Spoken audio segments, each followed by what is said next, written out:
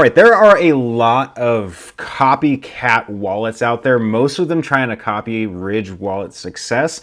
However, if you are looking for a wallet that is not that, the Akeeni XSTO is not that. I tested this out for a while, and this has quickly become one of my favorite wallets. Now, I've tested, I think, 40-something wallets, and when it comes to metal wallets, this one is quickly becoming one of my favorites. Now, of course, there are some other wallets out there that I like that are kind of leather wallets, and there's a lot of really cool form factors, but I think Akeeni has done an amazing job at creating something that's a bit different.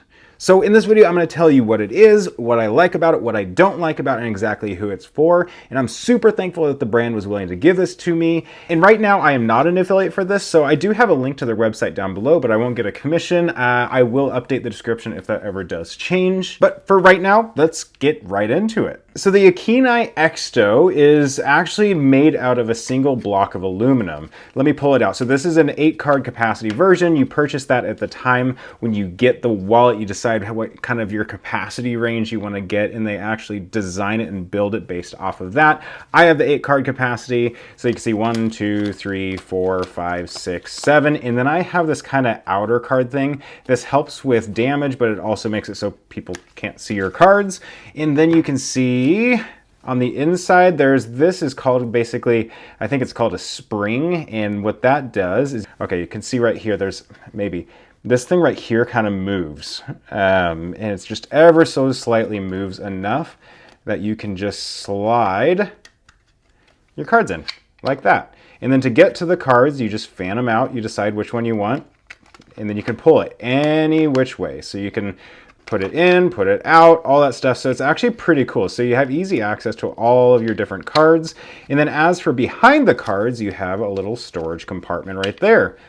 That is pretty nifty. There aren't many that have that. And then of course there is right here, I have the carbon fiber version of this. Behind here is actually where you can keep business cards. So if you are somebody that needs to carry your own business cards or carry somebody else's business cards, this is one of the few minimalist wallets out there that you can put a business card behind there. And so that's about it. There's a ton of different versions of this, a bunch of different modifications. You can even make it so that it can clip onto the back of any phone. It's not MagSafe or anything. There's just a modification that you add to your phone that you can make that happen. And you can choose a bunch of different colors. You can choose materials for that spring in the back. You can choose materials for the business card holder right there, or not even have this thing. It's pretty cool. You can jump onto their website and you can make all of those changes to however you want the wallet to fit your lifestyle. And so that leads me into what I do and I don't like about this wallet, so let's get right into it. First off is no moving parts. Now, a lot of the wallets out there, like the sandwich style wallets, like a Ridge wallet, they kind of have a similar setup where they bunch all of your cards together, but this one has no elastics, it has no moving parts or any of that kind of stuff, so it's going to be extremely durable. And I like that. It's made out of one big chunk basically of aluminum, which is kind of cool. I've talked to the owner a couple different times. He's a pretty neat guy, and they make this all in their own facility here in the USA, and it's a pretty sweet operation that they have. The next thing I like is just how easy it is to get to just any card. A lot of the competitors, the sandwich style wallets, you really struggle with getting the middle cards is the main issue. Now, getting the first card on either side of the sandwich style wallets is really easy, but this has done a really good job of making all of your cards really easy to get. So you just fan it out like that, like I showed you earlier, and you choose the one you want, you slide it out, and then you slide it back in. It's not a problem whatsoever. So that is pretty cool. It's a really slick design to be able to get to really any card in your wallet pretty quickly. The number 3 thing that I really like is that storage in the back there. You can keep a lot of different things back there. So you can see I keep cash. I do also keep things like gym cards. I find pretty successful back there. Guitar picks. You can just basically a little cavity behind all the cards. You can see that's basically what this right here is. It's just basically a cavity behind your cards that keeps just whatever you want back there. That's pretty cool. Number 4 thing I really like is it's a business card holder. I have not seen a single other minimalist wallet in the industry right now that can have business cards in it. It drives me nuts. If you try to put business cards in it, either it doesn't fit, it hurts the wallet, any of that kind of stuff. This is the only minimalist wallet I have seen that can do that, and I appreciate it. It's a pretty slick design, so it's all hidden back behind this little plate. So you don't even know the business cards are in there until you slide that away and you get your business card, slide it back in, all done. The other thing I like is some wallets, once they have stretched out, because a lot of them are held together with elastics, it makes it difficult to put less cards than you normally have. So like this is an 8 card capacity. So if I have 8 cards in there, sometimes that elastic will make it so that you can't have less than 8 cards without it sliding out, causing issues or any of that.